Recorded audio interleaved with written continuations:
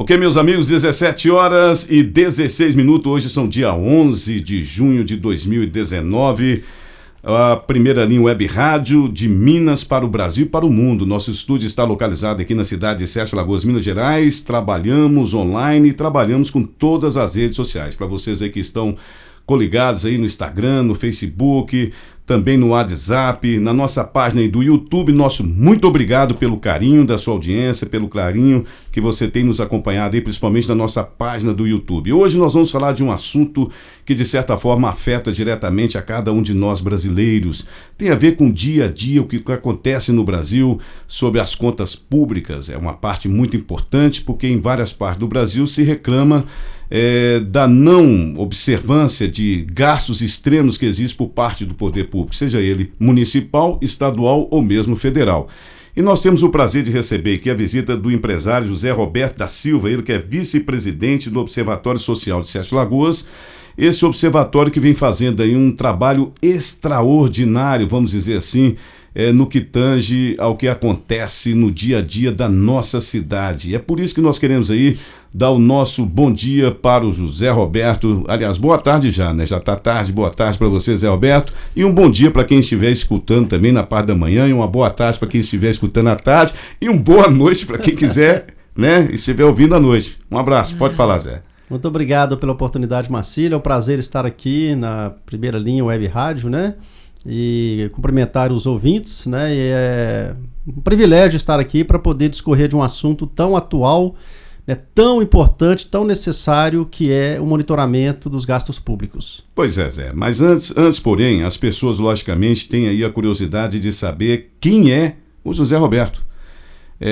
Um breve resumo aí da sua vida, tá? Inclusive até chegar no empresarial, e de um ano para cá, o que mudou na sua vida que você resolveu então estar aí com esse observatório social desenvolvendo esse trabalho. Vamos lá. Tá bom. Então, José Roberto da Silva, eu moro em Sete Lagoas desde meus 2 anos de idade. Eu vim da cidade de Papagaios, onde meus pais, né, se criaram, e assim que eu nasci, pouco tempo depois, 2 anos de idade, eles mudaram para cá, em busca de uma melhor qualidade de vida, né, de um trabalho.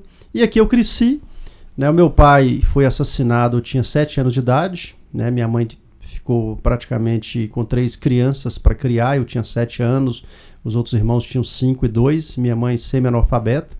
Então minha mãe ficou numa situação muito difícil e foi trabalhar em casa de família, né, lavando roupa, dando faxina, e nós filhos então ficamos muitas vezes em casa sozinhos, né, sem ter nossa mãe do nosso lado, porque ela tinha que trabalhar para nos sustentar. E resumindo a minha vida, eu tive que engraxar sapato, vender salgado, vender picolé, né, eu procurei latas de óleo de soja nos lotes vagos para amassar e vender no ferro velho no quilo, né? Fiz Senai, trabalhei na oficina mecânica, lavando peças, né? Então eu fiz de tudo. Vendi doce, né? Entregando doce nas padarias, mercearias, costurei, costurava roupa íntima no fundo da minha casa, fiz manteiga, desnatando leite. Então, assim, eu fiz de muitas coisas. Vendi material esportivo, né, em loja de material esportivo. Morei no Nordeste 2 anos, né? E com o meu retorno do Nordeste, onde eu fiz um trabalho por 2 anos, foi que eu fui contratado para vender frete. Aí é onde que eu entrei na minha vida profissional. Lá no Nordeste? Hoje. Não, aqui já. Já aqui em Sete Lagoas. Já voltando para Sete Lagoas, eu então fui vender frete na rua de bicicleta, de porta em porta, né, loja em loja, e aí eu adentrei na minha vida profissional, que é o transporte. Vender frete, explica aí. Vender frete é oferecer para as lojistas o transporte de suas mercadorias que vinham de São Paulo e Belo Horizonte para Sete Lagoas. Então, fui contratado por uma transportadora para fazer o trabalho comercial. Então, nessa oportunidade que eu entrei no ramo de transporte rodoviário de cargas, que eu estou hoje. Aí, resumindo, com 2 anos de vendas, eu fui convidado por um ex-patrão a entrar numa sociedade, abrir uma transportadora, porque eu tinha uma carteira de cliente bastante interessante. Eu tinha um faturamento nas minhas mãos bastante interessante. E se você saísse da empresa, obviamente daria um baita de um prejuízo para a empresa, né? Exatamente. Então esse sócio entrou em comum acordo com, esse patrão no caso, entrou em comum acordo com os sócios dele, e ele saiu da sociedade e me convidou para, com a carteira de cliente que eu tinha, abrir uma transportadora. Perfeito. E eles aceitaram, e ele então ficou gerenciando a empresa deles e a nossa ao mesmo tempo em São Paulo, e eu abri aqui em Sete Lagoas com a carteira de cliente. Aí eu dei início à minha carreira empresarial. E aí eu virei empresário do transporte rodoviário de cargas. E hoje qual é o nome da sua empresa? Hoje é Sete Lagos Transportes. A Sete Lagos hoje está em quantos lugares? Nós estamos aqui em Sete Lagoas com matriz, temos filiais em Belo Horizonte, São Paulo, Rio de Janeiro e acabamos de abrir uma filial em Curitiba. Ok, Curitiba, terra importante. E qual a expectativa sua para Curitiba? É considerada, pode-se dizer assim, a capital onde tudo acontece, onde primeiro se lança o produto lá. O sul do Brasil, na verdade, diz-se que é um outro país, né? Mais desenvolvido. E você concorda? Concordo. É totalmente diferente. As cidades em si é muito mais organizada, planejada, limpa, mais verde, né? O povo também é um povo maravilhoso. Os negócios. A cultura. Né? A cultura bem mais desenvolvida. Um povo de cultura mais europeia, né? É um povo assim um pouco mais frio, né, na relação. Nós aqui temos um pouco mais de calor humano, eles são um pouco mais frios, mas é um povo super Mas são mais fácil de negócio. tratar. São mais negócio. E para o meu negócio é interessante porque eu vou estar indo para uma região muito rica, né? Certo. Que é o sul do Brasil, uma região muito rica e que tem muita demanda de carga, tanto de São Paulo para lá, quanto do Rio, quanto de Minas. De Minas Gerais. E de Minas Gerais, inclusive, é uma região muito carente de transporte. E essa paixão sua por Sete Lagoas? Então, eu tive várias oportunidades de mudar daqui, né? Tanto é que eu tenho negócio em vários estados, né? Eu poderia estar morando em São Paulo, em Rio Curitiba, de Janeiro, né? em Curitiba agora. Sim, claro. Inclusive, eu nunca tive vontade de sair de Sete Lagoas para morar em outros lugares, nunca tive vontade, até pelos lugares que eu passei. Claro. Eu sempre preferi Sete Lagoas, mas Curitiba, eu te digo que bate uma vontade. Bate uma vontade forte. Pela cidade, tá certo. Né? Pelo trânsito que é tranquilo, né? Pela cidade que é maravilhosa, parques maravilhosos, restaurantes maravilhosos, um clima que eu gosto. Então Curitiba já é aquela assim, se algum dia eu mudar de Sete Lagoas, você vai para Curitiba. Eu acho que eu vou para Curitiba. Tá certo. Agora vamos conversar sobre o tema do nosso bate-papo de hoje, que é relativo ao Observatório Social. Em primeiro lugar, o que é o Observatório Social? E dentro dessa pergunta, como nasceu essa vontade sua de criar ou de participar do Observatório Social? Um breve resumo. Olha, Marcílio, Sete Lagoas, como eu disse, é uma cidade que eu sempre morei, aprendi a amar, né? E é onde eu consegui tudo que eu tenho na minha vida. Então eu devo muito a Sete Lagoas. Então você não pode mudar daqui. Apesar de ter negócios e clientes e, claro. e empresas em outros lugares, mas eu nasci e cresci aqui, né? Eu conheço Sete Lagoas, como eu disse, eu andava nessas ruas da cidade aí, vendendo picolé, catando lixo, né, de bicicleta para ir para o Senai, de bicicleta faz para ir parte da sua história. Faz parte da minha história, então claro. Eu devo muito a Sete Lagoas. Tenho um amor muito grande por Sete Lagoas. E quando eu falo assim, talvez um dia vá morar em Curitiba, tudo em tom de brincadeira, porque eu espero viver a minha vida toda aqui. Mas então, quando eu fui chamado numa reunião da Câmara Municipal de Sete Lagoas, de vereadores, para conhecer um problema que estava tendo de corrupção, de desvio, né, um empréstimo consignado que pois tinha... mas até então não existia Observatório Social. Não, até então não. E você foi chamado por que motivo? Então, porque estava havendo uma descoberta, né, de uma corrupção acontecendo dentro da Câmara Municipal de Vereadores, um empréstimo consignado da Caixa Econômica Federal com os funcionários. O famoso caso. Por que em 2014. Você? Por que você em específico? Porque na época os gestores da Câmara, eu tinha conhecimento, não era amigo, mas era conhecido de alguns deles. Nós tínhamos um grupo de WhatsApp e eles falaram no grupo, olha gente, nós estamos tendo um problema na Câmara, uma denúncia ao Ministério Público, está havendo ameaças, né, é uma situação grave e seria importante que os empresários, né, viessem para conhecer o que está acontecendo. Para dar um apoio. Para dar um apoio. Uhum. E eu, juntamente com mais uns 10, 12 empresários da cidade, fomos lá nessa reunião para entender o que estava acontecendo. Até então, eu reconheço que não tinha envolvimento nenhum com Câmara, com Prefeitura, não tinha interesse nenhum pela gestão pública. Você nunca tinha se envolvido em política? Nada. O seu histórico de político, até então, nunca? Como a maioria dos brasileiros, era só votar de 4 em 4 anos, né, e cobrar e criticar de casa falando mal de político. Perfeito. A verdade era essa. Que é a realidade de hoje ainda, né? É a realidade da maioria, 99% dos brasileiros. Mas quando eu tive a oportunidade de ir numa reunião da Câmara para entender o que estava acontecendo, sim, e tomei ciência da gravidade que estava acontecendo lá, eu e demais colegas participantes da reunião começamos a preocupar em fazer alguma coisa pela cidade. E por nós também. Sim. E pelos nossos impostos que a gente paga. E a gente percebeu que a coisa era grave e era antiga. Era uma... Esse caso em específico? Esse caso específico em 2014, ele já acontecia há muitos anos. Né? Então havia um esquema lá que pegava-se empréstimo no banco e não descontava-se na folha do funcionário quem pagava os cofres da Câmara. Ou seja, bom, resumindo, nós é que estávamos pagando nos nossos impostos empréstimo que alguns funcionários pegavam e que eles mesmos acabavam não pagando e alguém lá dentro ficava com esse valor para ele. Ou seja, resumindo aí para que o nosso ouvinte e telespectador possa entender, eu seria um vereador, eu tenho 2 funcionários, pego os 2 para pegar 200 mil cada um na Câmara Municipal, no banco, na Caixa Econômica Federal, e quando vem a fatura, esse valor não é descontado de ninguém, e como, de certa forma, entre aspas, a Câmara seria uma avalista, quem pagou foi a Câmara. O Caixa da Câmara que desembolsou esse valor. Isso foi comprovado? Isso foi comprovado, está no Ministério Público, já houve exonerações, já houve demissões, já está havendo... Vereadores envolvidos?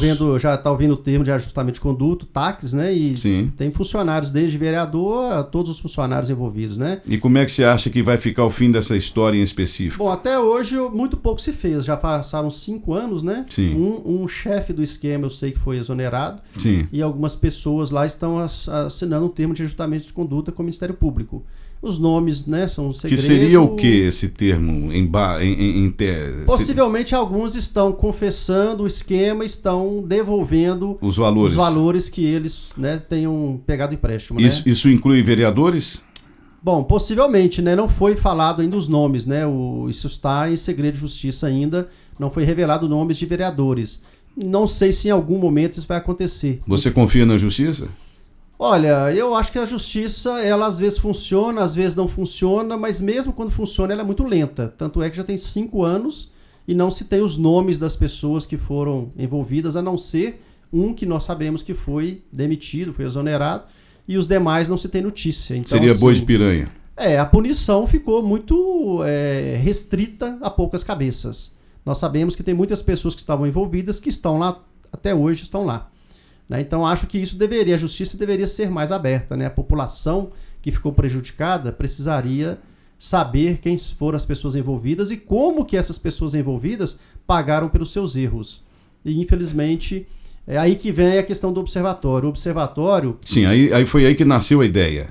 Sim, aí é que acontece que nós criamos um grupo chamado Auditor Cidadão, Sim. Que era um grupo que a nossa ideia era auditar as contas, né, e a contabilidade da Câmara e da Prefeitura. Que é um direito do cidadão, né? E é um direito e um dever. E um dever. É um direito e um dever.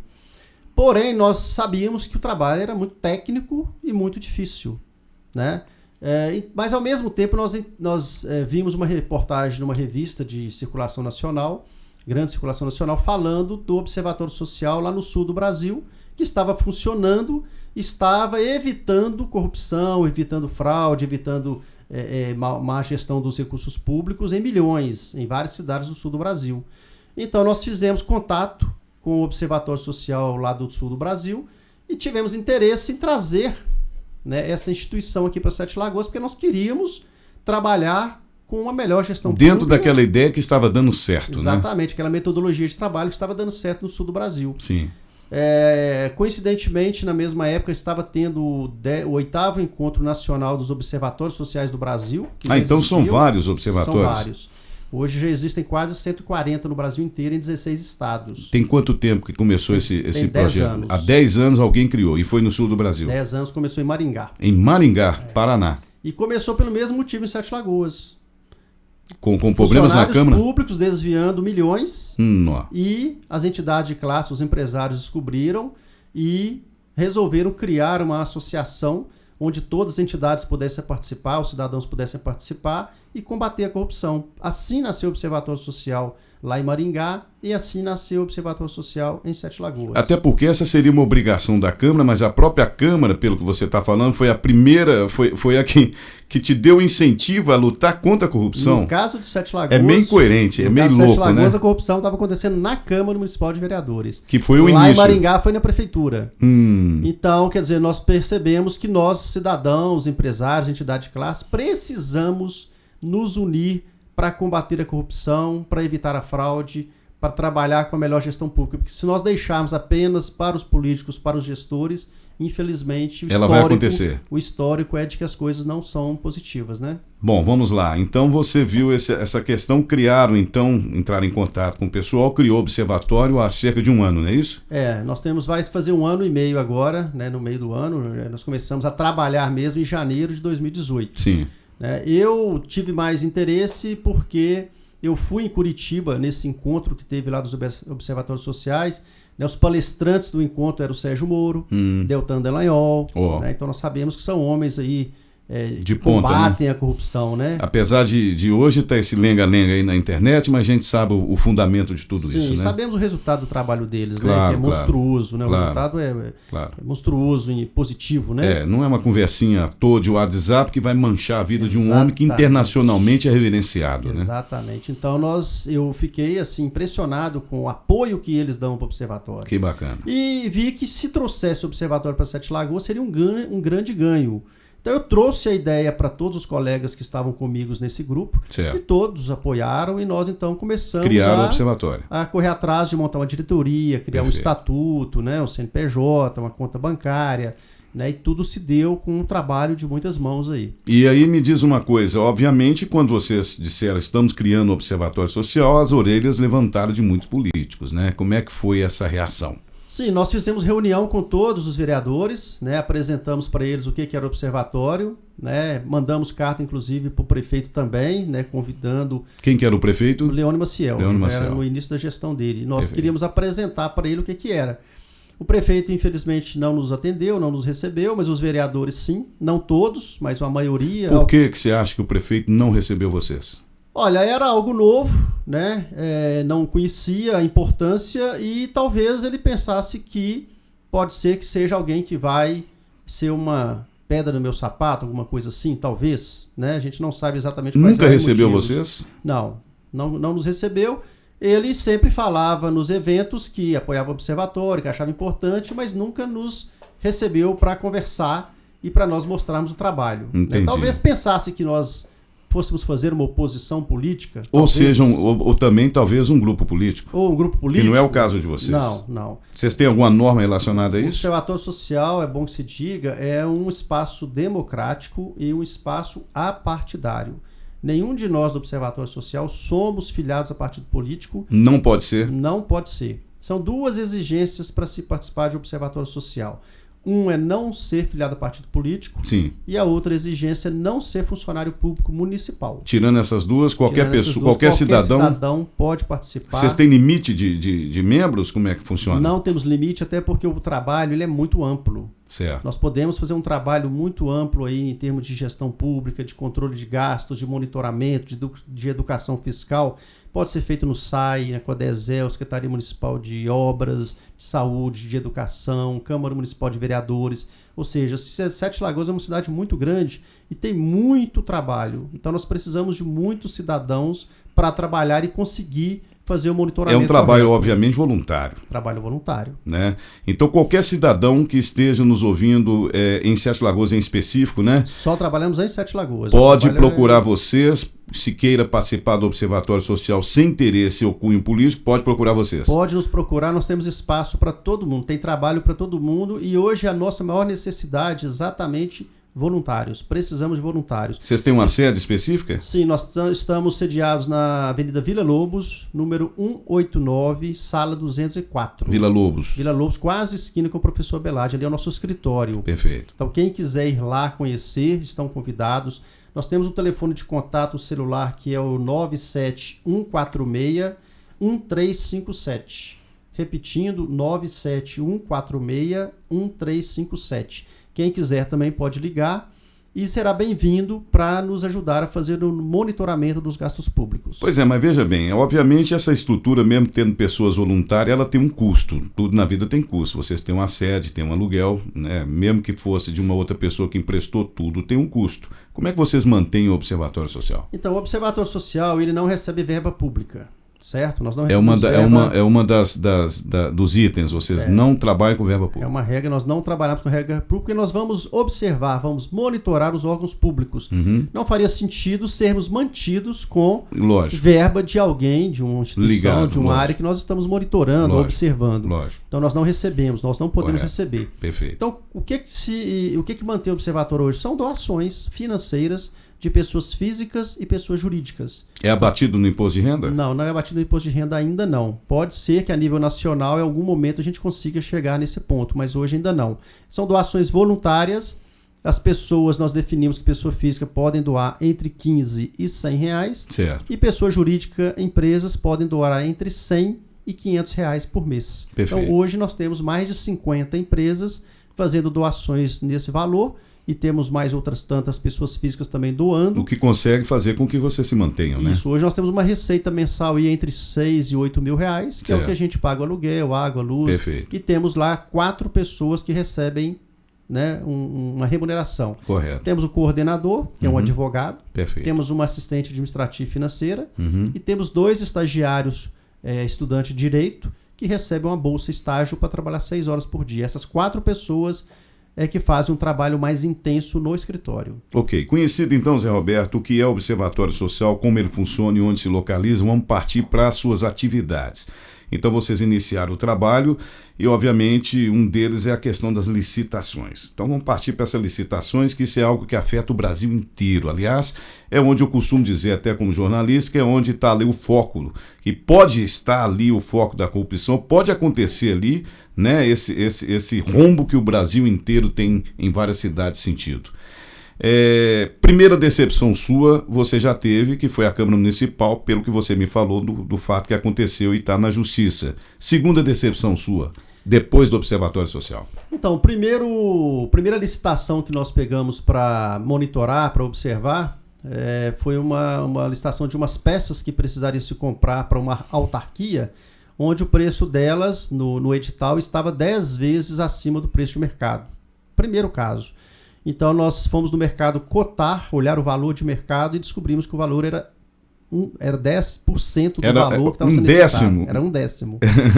E aí nós tivemos que oficiar os órgãos até fazer com que eles percebessem que nós estávamos monitorando, estávamos oficiando e que se eles insistissem em comprar, em pagar um valor tão acima do preço de mercado, nós iríamos enviar a denúncia para o Ministério Público. Bom, vamos lá. Isso é uma licitação que já estava pronta. Já estava acontecendo. O Observatório trabalha no momento presente. Mas no levantamento dos preços, os preços estavam em média nesse valor que você estava dizendo? Sim, porque 10%. São várias cotações. Sim. Todas as cotações que nós estávamos fazendo estavam acima do valor. Estavam equiparando entre elas, porém a do edital estava 10 vezes superior ao preço de mercado do produto.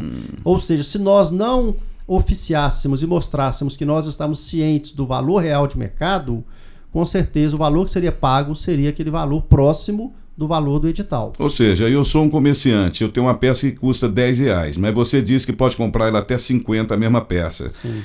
Mesmo que não tenha corrupção nessa história, eu sou um comerciante que eu vou vender a minha por 40 reais. No mínimo, o poder público vai pagar um valor 10 vezes superior ao que deveria pagar. Pois é, mas aí que está a matemática da história, né? Não vamos olhar pelo lado de que tem havido aí uma intenção de corrupção, não. Vamos ao lado de que tem havido aí, por parte de quem fez esse edital, a não observância dos preços. Como é que você vê isso aí? Então, é corrupção ou é não observância ou é falta de trabalho? Então, são duas coisas que nós temos que trabalhar. Uma é o combate à corrupção e outra é o combate à má gestão pública, ao mau gasto. Nesse caso, nós não podemos afirmar que estivesse havendo corrupção, mas podemos afirmar seguramente que há uma má gestão dos recursos públicos. Porque você pagar uma peça que custa no mercado 400 a 600 reais, você pagar 5.600 reais... Na mesma peça. Na mesma peça, idêntica, então, no mínimo, há uma má gestão de recurso público. Ou alguém mal intencionado. Ou pode acontecer, a gente sabe que muitas vezes acontece, que alguém estava ficando com uma parte desse valor superfaturado. Em algum momento vocês se depararam nessa situação?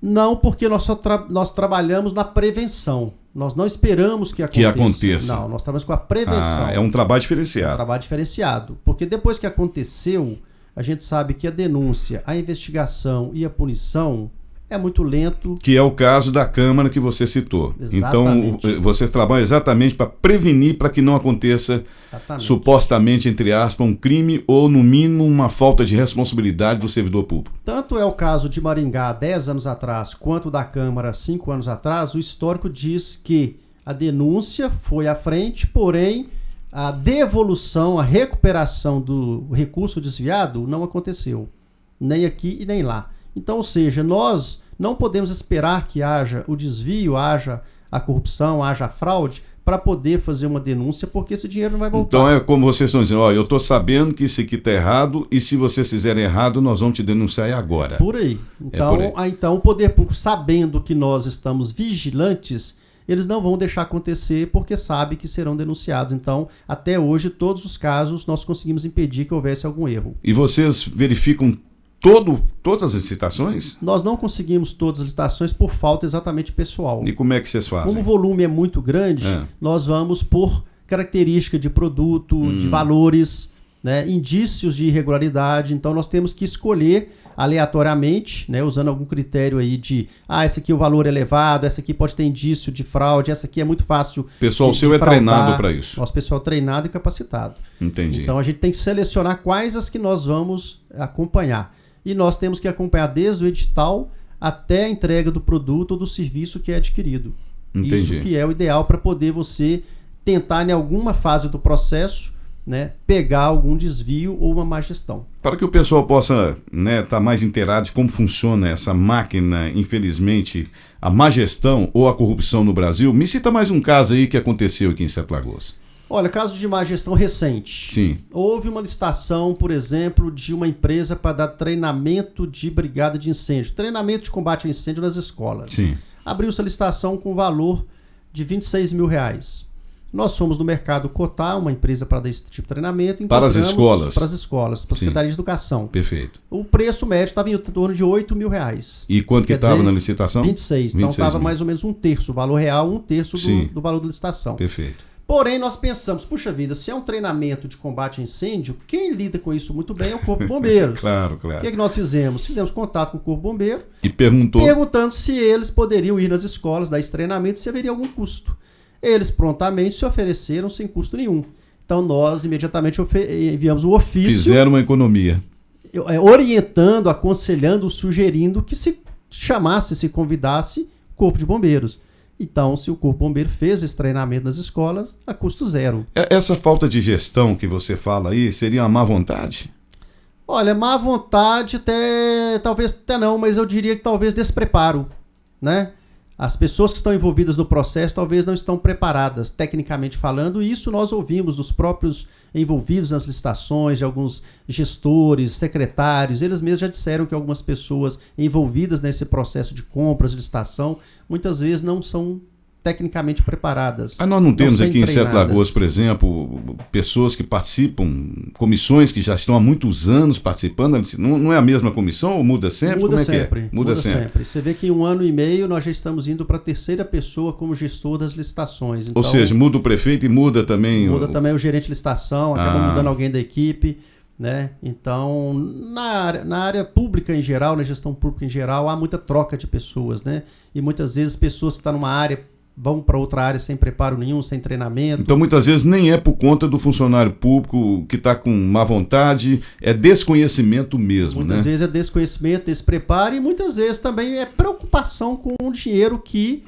né, é do povo, vamos dizer assim, não tem um dono específico, né? Então, o dinheiro, às vezes, está fácil de entrar, fácil de sair, não tem um dono. E quer terminar logo com isso e vão fazer logo isso. Faz de qualquer jeito, né? Faz de qualquer jeito. Agora, o observatório, não. O observatório, nós temos pessoas que estão preparadas, tecnicamente preparadas, treinadas e preocupadas em que, né, o valor pago nas licitações seja realmente um valor justo, um valor real de mercado. Então, nós, de certa forma, nós estamos contribuindo, que é o nosso ideal, é contribuir para a gestão pública. Então nós acabamos ajudando o prefeito, ajudando os gestores a gastar menos nas compras. Vamos lá, nesse 1 ano e meio de criação, desde que vocês criaram e estão atuando nessas questões de licitações, você tem uma base mais ou menos do que foi de economia que vocês conseguiram para o município? Olha, nós tivemos uma economia no ano de 2018, só 2018, em torno de 12 milhões de reais. 12 milhões de reais. É uma economia virtual. Que teria ido para o ralo. Exatamente, se não houvesse a intervenção do observatório. Dá uma média de 950 mil a 1 milhão por mês de economia, que se não fosse intervenção, o trabalho do observatório, com certeza, com segurança, esse dinheiro teria ido embora. E esse dinheiro, em sua grande maioria, infelizmente, a gente sabe que muitas vezes nem fica em Sete Lagoas, né? Como é que você vê isso? Então, aí é um outro programa do Observatório, que é uma estatística que nós fizemos, levantamento, que as compras que a Prefeitura e a Câmara fazem em Sete Lagoas hoje, através das licitações, 90% vai para fora de Sete Lagoas. Por quê? Porque a maioria dos empresários de Sete Lagoas não participam das licitações aqui na cidade. E por que não participa? Credibilidade? Receio de não receber, medo da inadimplência de não receber. Que, aliás, acontece, né? Infelizmente acontece. Então, eles têm medo de vender e não receber. Burocracia, né? Medo da burocracia. Burocracia, né? Que é muito burocrático, sim, né, de participar, é muito técnico, é muito complicado. Tem que se entender bem do assunto. Perfeito. E dificuldade de licenciamento, alvará, certidão, né, que também é muito burocrático. E um dos trabalhos do observatório é exatamente mostrar para o empresário a importância dele vencer esses desafios, essas barreiras e participar. Hoje as licenças já estão mais fáceis de se conseguir. Né? Algumas estão até na própria internet, você consegue tirar. Certo. Né? O alvará da prefeitura, que demora um pouco mais, talvez você consiga ir com 2, 3 semanas no alvará. Então já não estão... As certidões negativas é de acordo com que você está mantendo o pagamento em dia ou não. Na internet, né? Você tira certidões negativas. Então está muito mais rápido do que antigamente, né? Sim. Antigamente você tinha que ir setor por setor, órgão por órgão, demorava 1, 2, 3 meses. Hoje muita coisa você tira ali na internet. Correto. Então já não é mais tão difícil. A questão da parte técnica, que é um empecilho, porque o micro e pequeno empresário, muitas vezes, ele não sabe como funciona um processo de licitação, como vender para o órgão público. Para superar isso, nós estamos fornecendo cursos, já é o 3º curso que eu nós ia perguntar sobre isso. Vocês explicam para os empresários? Nós damos treinamento para os empresários de como participar das licitações. Tem algum custo para o empresário participar? Nós temos um especialista, é um custo de R$100 por empresa. Correto. É um curso de 1 dia, de 8 horas de treinamento. Que ali o dono da empresa pode pegar o seu pessoal, que é da equipe de contabilidade, para participar, não é isso? Isso, e eles se preparam para participar das licitações. E ele estando preparado para as licitações municipais, ele pode participar inclusive das licitações estaduais e federais. Ou seja, você está incentivando também o empresário a... abrir um mercado enorme pela frente, né? Ele pode fornecer para o Exército, para a Embrapa, a Universidade de São João del Rei, ele pode fornecer para qualquer cidade do Brasil, inclusive. Então, quer dizer, é um mercado imenso, né? Agora, o empresário tem que ter um interesse em aprender como participar das licitações e, claro, tem que estar preparado para poder competir. Me fala aqui 5 produtos, e obviamente vocês já têm mais ou menos uma base disso, 5 produtos que Sete Lagoas teria como fornecer para a prefeitura e vocês identificaram que está vindo de fora. Olha, nós temos muitos produtos, Sim. Produtos de merenda escolar, por exemplo. Merenda escolar. Os supermercados podem fornecer. Carne, leite, né, tempero, né, material escolar, material de informática. Então, leite, por exemplo, pode ser uma fazenda, não sei. Produto, né? De limpeza, sim, né, detergente, desinfetante. Então, são muitos produtos que Sete Lagoas produz, né, mão de obra mesmo, serviço de mão de obra. Recentemente, nós tivemos um prédio da prefeitura, acho que uma escola, sim, precisou ser pintada. E as empresas que participaram da licitação para pintar essa escola não eram de Sete Lagoas. Mas a prefeitura não tem funcionários nessa área de obras, secretaria de obras, pintores? Eu me lembro que tinha-se, não tem, não possui. O que levou eles a fazer a licitação, possivelmente falta de pessoal. Né? Falta de qualificação técnica da própria equipe da prefeitura? Possivelmente. Abriu-se uma licitação e a empresa que ganhou, uma empresa pequena, foi de Pompéu. Então, quer dizer, veio gente de Pompéu para poder fazer esse trabalho. Escola em Sete Lagoas. Quer dizer, poderia... Sendo que nós temos pintores aqui. E muitos, e bons. Né? Quer dizer que isso é mais uma coisa que você identificou. Exatamente. É falta de interesse da população, medo do poder público, é uma conjunção desconhecimento. De fatores, é uma conjunção de fatores. E vocês abrem esses cursos para que as pessoas possam entender. Qualquer pessoa física ou jurídica que queira entrar num processo licitatório, na verdade tem que ser jurídica, né? Tem que ter personalidade jurídica. Né? Qualquer pessoa, prestador de serviço, Quiser orientação, procura vocês. Sim, pode procurar o observatório, nós vamos informar as datas dos cursos e essa pessoa no curso, com o professor especialista, ele vai explicar quais são as exigências para a pessoa estar qualificada a participar de uma licitação. Entendi. Vocês participam de algo que eu consideraria, entre aspas, até perigoso, né? Porque envolve pessoas que poderia ameaçá-los, pessoas que estão com seus interesses sendo comprometidos e até comprometidos lá na frente, as pessoas, poxa, esse pessoal está me atrapalhando. Você já foi ameaçado? Não, nós não fomos ameaçados e nós procuramos fazer um trabalho demonstrando que nós não estamos perseguindo ninguém, nós não estamos atrapalhando ninguém, nós estamos fazendo um trabalho pelo bem da cidade, pelo bem da população. Então, quando nós vamos, por exemplo, num certame, que é o momento onde a comissão de licitação, juntamente com os fornecedores, o pregoeiro, faz a abertura dos envelopes, nós estamos ali, por exemplo, com uma dupla de voluntários, nós estamos ali puramente para poder observar o que está sendo feito.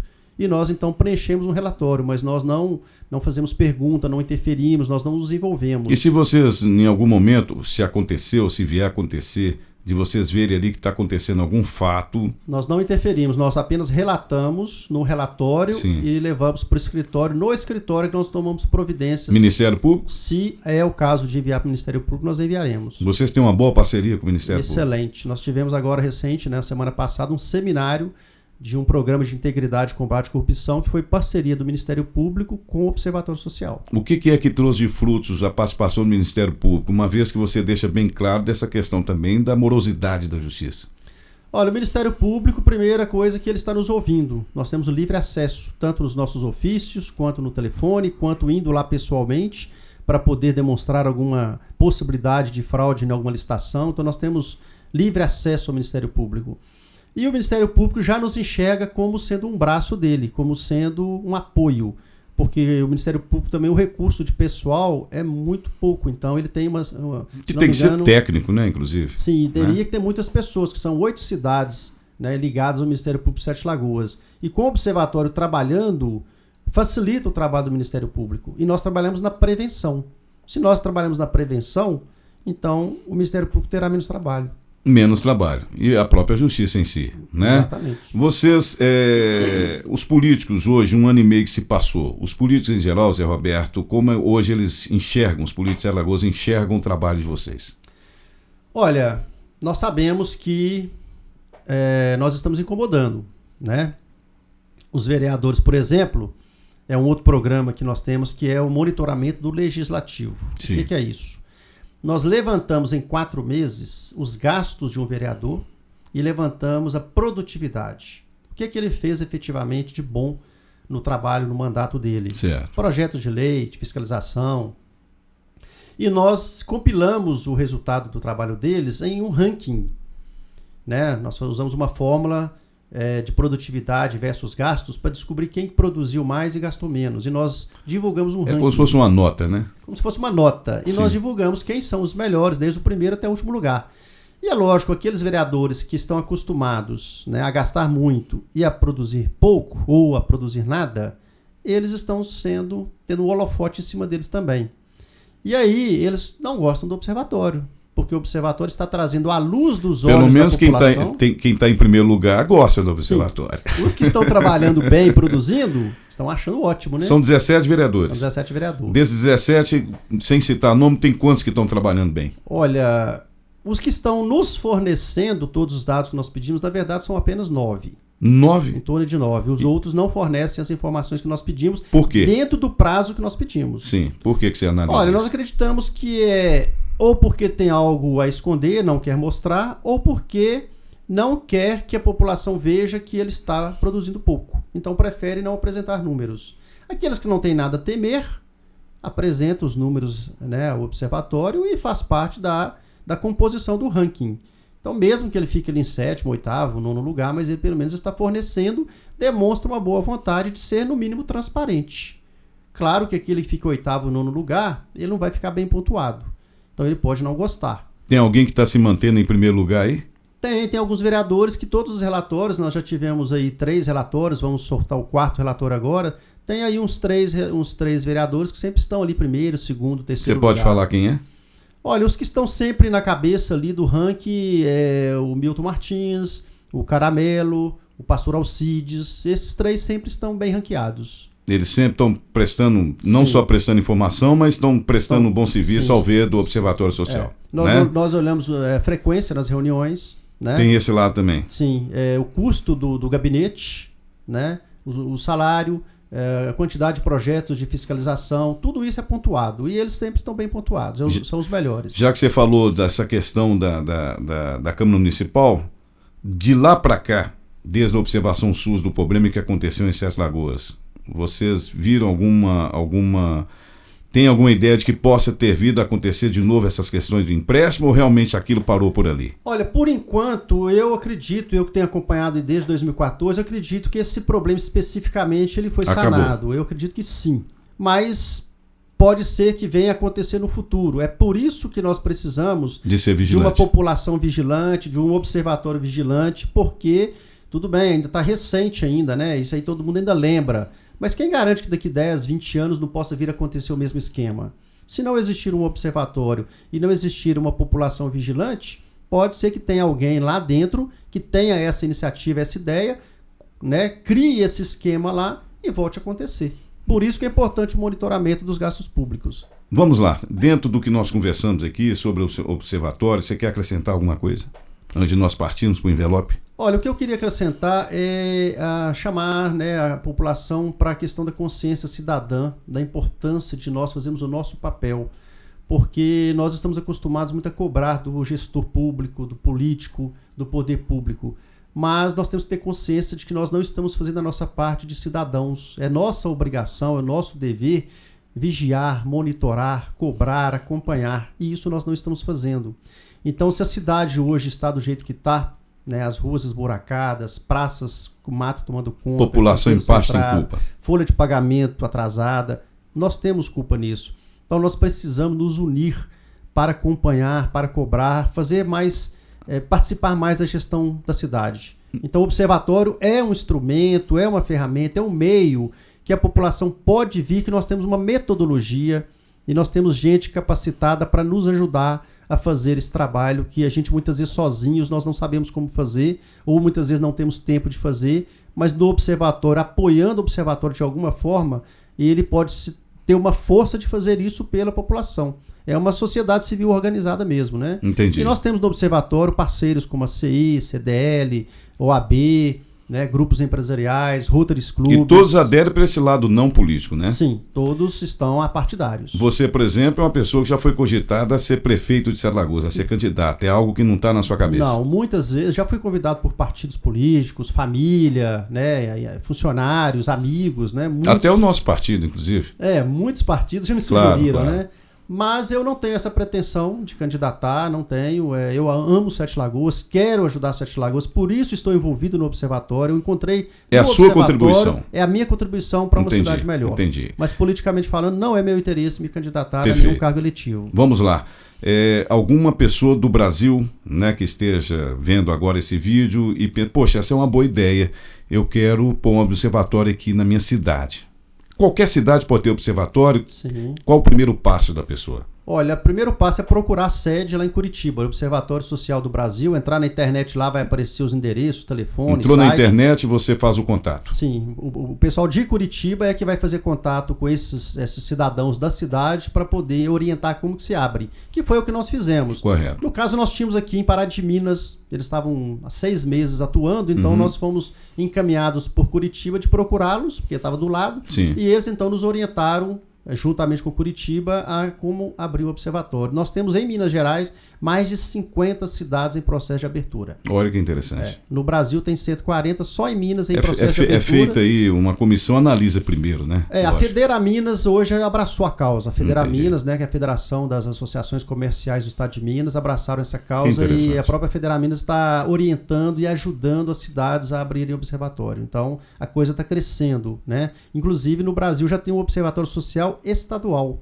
Começou em Santa Catarina. Que interessante. O estado de Santa Catarina já tem um observatório do Haja Estado. trabalho, né? Haja trabalho. Tá certo. Vamos lá então. Vamos partir então para a nossa questão dos envelopes. Você já sabe, eu já te expliquei para quem você tira o envelope. Se você abrir e o que tiver dentro do envelope você acha que é negativo, você deixa o envelope, me entrega que no final eu vou abrir e nós vamos falar o porquê que não. E se você acha que é positivo, então você vai falar imediatamente. Vamos lá, pode escolher um número de 1 a 7. Vou no 3. Vai no 3, vamos lá. Então verifica aí. Verifica, não precisa me mostrar nada, só verifica. Extremamente positivo. Pode falar o que é? Posso falar o nome? Tem que falar. Ministério Público. Ministério Público, vamos lá. Avalia para nós. Ministério Público é, de certa forma, a garantia de que nós temos que as nossas denúncias seguirão adiante.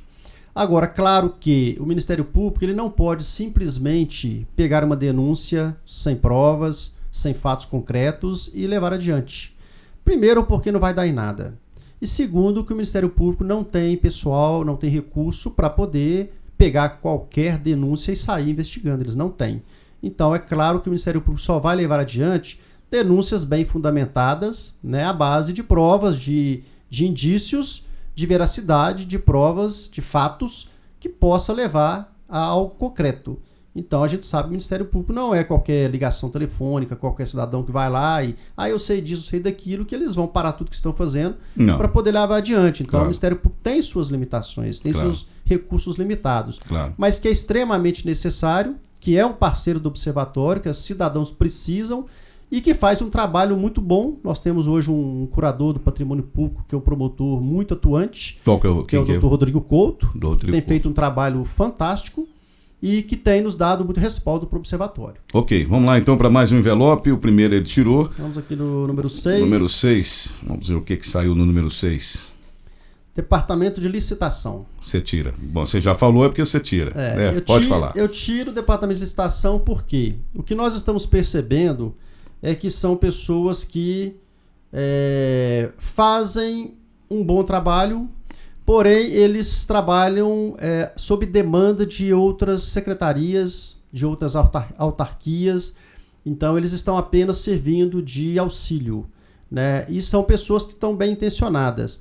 O que acontece, infelizmente, como eu disse anteriormente, é que são pessoas que estão lá bem intencionadas, muitas vezes despreparadas, não receberam devidos treinamentos, né? E por isso estão ali com sua limitação, mas são pessoas que estão procurando fazer um bom trabalho, pelo que a gente percebe. Pelo menos a grande maioria, né? No certame a gente percebe boa fé, boa intenção. Perfeito. Agora, o que está por trás, no alto escalão, nas secretarias, nas autarquias, isso aí, infelizmente, a gente não pode afirmar.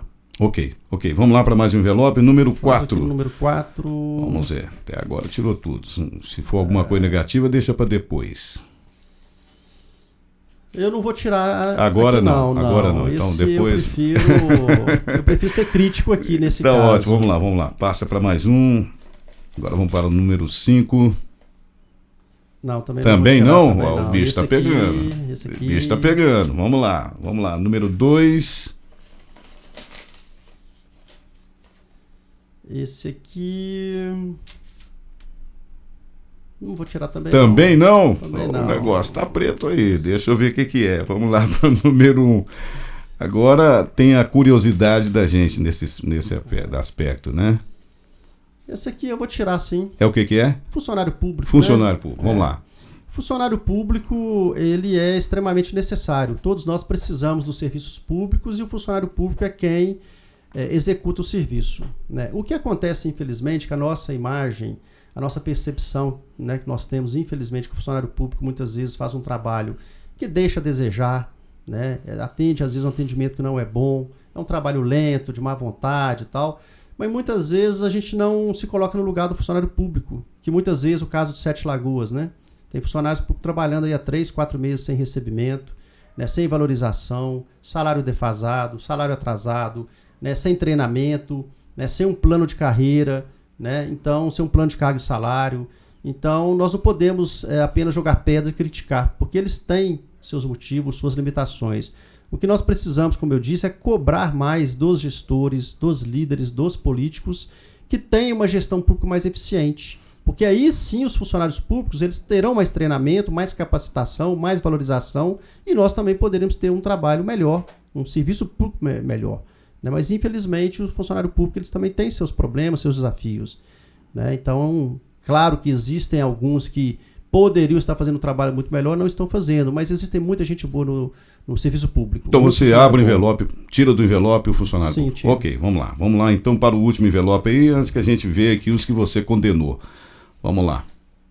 Tiro muito. Operação Lava Jato. Operação Lava Jato, explica lá. Operação Lava Jato, ao meu ver, é um divisor de águas no Brasil. Né? Nós viemos aí de um grau de corrupção enorme, crescendo, né, de forma absurda. E não fosse a Operação Lava Jato, nesse momento, acredito que o Brasil estaria como uma Venezuela, né, como uma Cuba, por exemplo. Graças à Operação Lava Jato e uma equipe lá de procuradores, de homens e de mulheres fantásticos, né, jovens inclusive, né, tem aí mais de 400 pessoas envolvidas, 26 partidos, mais de 150 pessoas foram presas, né? Se não me engano, aí quase 10 bilhões já voltaram para os cofres públicos. O que é uma soma estrondosa, né? Então nunca se viu algo tão grandioso, né? Talvez nem a nível internacional, talvez algo parecido lá na Itália, né? Na Operação Mãos Limpas, talvez foi algo assim parecido, mas Operação Lava Jato no Brasil foi um divisor de águas, acredito eu, que nós estamos renascendo. Né? Claro que pela grandiosidade da corrupção o país ficou falido, quebrado. Vai levar um tempo. Vai levar muitos anos para conseguir refazer tudo isso, né? Mas a Operação Lava Jato acho que é um divisor de águas e eu tiro o chapéu aí para a equipe da Operação Lava Jato. Ok, né? Ok. Vamos lá então ver quem você condenou. Deixa eu pegar esse número 2 aqui, deixa eu ver o que ele condenou e ele vai explicar o porquê. Ele condenou o Tribunal de Contas do Estado. Tribunal de Contas do Estado por quê? Porque, a meu ver, existe muita atuação política no Tribunal de Contas. Ao meu ver, o Tribunal de Contas aprova muitas contas que não deveria aprovar. Nós sabemos que tem muitas indicações políticas, né, e há muita atuação política lá. Então, a gente precisava de ter mais critérios técnicos. Eu acho que o Tribunal de Contas precisava ter mais um olhar mais rígido sobre as contas das prefeituras, né? E muitas vezes nós vemos que eles aprovam de maneira muito fácil e daí a pouco nós vemos indícios e provas e condenações de algo que eles aprovaram. Então, Entendi. Acho que o Tribunal de Contas tem muito o que melhorar. Ok, vamos lá então para mais um. O que você não tirou? Quem que você condenou? Deixa eu ver o que você condenou aqui. Você condenou a propina. Propina porque é exatamente o grande mal, né, das nações, né, especialmente no Brasil, onde se oferece propina, suborno, né, corrupção, e isso aí leva a um péssimo serviço público, e nós vemos aí saúde, educação, saneamento básico, né, tudo decadente, e o cidadão, o pobre, coitado principalmente, que depende muito de serviço público, não tendo, paga-se muito imposto e não tem a contrapartida do bom serviço público, muito em função da propina.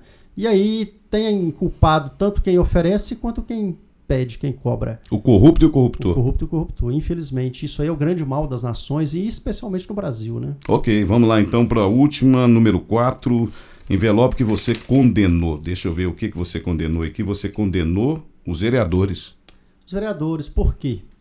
Porque, infelizmente, a Câmara, é aí onde nós falamos, né? Se a Câmara fizesse bem o seu papel de fiscalizadores... Vocês não existiriam. Não existiria o Observatório Social, né? Então, se existe observatório, infelizmente, porque a Câmara não está fazendo bem o seu papel de fiscalizador. Infelizmente, o que nós sabemos, aí não é só a Câmara de Sete Lagoas, não são apenas os vereadores de Sete Lagoas, é bom que se diga, é o sistema político. Por isso que precisa de uma reforma política, porque os vereadores hoje, eles são muito mais assistencialistas, né? Eles muito mais estão envolvidos com fazer favores para a população, para receber o voto, do que exatamente legislar e fiscalizar. Então, a maior parte do tempo dos vereadores, eles estão fazendo favor para a população, para o bairro, para a associação de bairro, para o time de futebol, né? Para as entidades assistenciais, para quê? Para, na época de eleição, ganhar seu voto e ganhar novamente o seu emprego. E permanecer no poder. Então, infelizmente, os vereadores precisam ter uma consciência maior de que o papel deles é de legislar, fiscalizar, né, e principalmente aprovar as contas do executivo. Que infelizmente nós sabemos que os vereadores não estão tão preocupados com essas questões quanto estão preocupadas com o assistencialismo ou com o voto, né? Isso de maneira geral, não é só em Sete Lagoas. O Brasil foi o exemplo, né? Exatamente. Vamos lá então para o áudio. Nós temos aqui os últimos envelopes, são os envelopes negros. Nós temos aqui o nome dos 4 ex-prefeitos de Sete Lagoas: Leone Maciel, Maroca, Ronaldo Canabrava e Márcio Reinaldo. Eu sei que o Observatório Social existe há 1 ano e meio, então você poderia falar apenas da gestão, por exemplo, do Leone. Não sei quem que você, obviamente, não sabemos que você vai escolher. Mas você, como cidadão, como Sete Lagoano, você pode fazer uma avaliação de como você observava, mesmo que não tenha sido pelo Observatório Social, a atuação daquele prefeito, ok? Pode escolher o envelope. Aí você já fala o nome que você escolheu. É só um? Só ele. Quem que você escolheu? O Márcio Reinaldo. Márcio Reinaldo. Vamos lá. Faz uma avaliação do Márcio Reinaldo no que tange aquilo que vocês propõem para Sete Lagoas. Olha, o Márcio Reinaldo, pelo que eu observei durante essa vida política dele, foi um excelente deputado federal por um tempo, né? Nós sabemos que fez muito por Sete Lagoas, trouxe muitos recursos financeiros, né, para Sete Lagoas enquanto estava lá. Foi o nosso representante, né, na Câmara Federal. E ajudou muito Sete Lagoas e região. E o Estado, posso dizer assim. E o Estado também, né? Claro. Muitas cidades de Minas Gerais, ele trouxe muitos recursos, ajudou muitas cidades. Como prefeito, eu acredito que poderia ter sido melhor. Ele fez grandes obras, né? Teve muito... a Perimetral, por exemplo, ele recapeou ela toda com asfalto de muita boa qualidade, trouxe algumas indústrias, ele fez um trabalho razoável. Porém, no final da sua gestão, nos últimos meses e anos, eu acho que ele simplesmente perdeu o controle, né? Infelizmente, deixou o funcionalismo, né? Sem recebimento, né?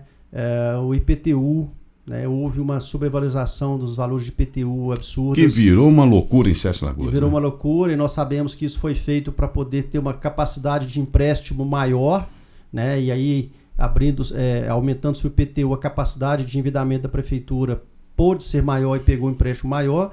E isso, infelizmente, deixou uma dívida para Sete Lagoas monstruosa. Então, como se diz... Processos na justiça, depósitos judiciais, e aí vai. Exatamente. Então, o final da gestão dele, eu achei que foi catastróficas, né? Quer dizer, infelizmente, Sete Lagoas estava indo muito bem no início da gestão dele, no final, infelizmente, tanto é que perdeu, né, a eleição. Em terceiro lugar. Quer dizer, um deputado que né? foi modelo, né, que foi exemplo. Quer dizer, como deputado, eu até posso concordar com você que foi um grande deputado. Acredito eu que no legislativo ele tenha sido muito bom, porém no executivo já não foi tão bom quanto no legislativo. Acredito eu que se tivesse ficado no legislativo para Sete Lagoas, nós não teríamos perdido um deputado. Talvez tivesse sido melhor, né? Exatamente. Vamos lá, Zé. Você falou então sobre o observatório, participou aqui do nosso quadro, e eu deixaria os microfones aqui da Primeira Linha Web Rádio, do portal primeiralinhaonline.com, já deixando também um abraço do nosso amigo e benfeitor Antônio Pontes, deixando aí um abraço especial, disse que vai estar atento à sua entrevista, né? Obrigado. Os seus agradecimentos finais.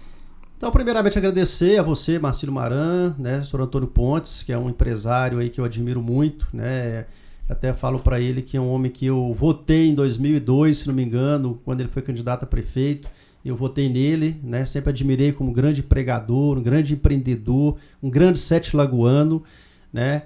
E que naquela época perdeu a eleição, infelizmente, depois não quis se candidatar mais. Eu entendo os motivos dele, mas eu sou um grande admirador dele. Agradecer a vocês pelo espaço aqui no programa, agradecer aos ouvintes pela atenção. E até telespectador, né? Porque é uma rádio, hoje é web, então nós estamos aí também nos quadros dos vídeos. Isso, e também pelo telespectador. E, mais uma vez, reforçar a necessidade que nós temos, enquanto cidadãos, de nos envolver na vida pública da cidade. Nós temos que nos envolver, temos que participar da gestão pública, temos que opinar, temos que acompanhar, temos que cobrar e, principalmente, temos que nos juntar ao Observatório Social, que é uma associação apartidária, democrática, que precisa se fortalecer para fazer o papel da sociedade civil organizada, de estar junto ao poder público, exigindo, acompanhando e contribuindo para que a cidade tenha uma melhor qualidade de vida para os seus cidadãos. Então, mais agradecer mesmo e nos colocar à disposição lá na Vila Lobos 189, sala 204, para quem quiser nos conhecer. Ok, queremos agradecer, portanto, aí a José Roberto, ele que é vice-presidente do Observatório Social de Sete Lagoas, deixando essas informações importantíssimas para todos vocês, independentes de Sete Lagoas, para todos vocês do Brasil, para saber como se trata a coisa pública, como se deve fazer. E eu quero acreditar e incentivo vocês a criarem aí na sua cidade um observatório social também. Fiquem ligados, um forte abraço, despedimos de vocês agora e, como eu sempre digo, vamos em frente porque o Brasil precisa da gente. Forte.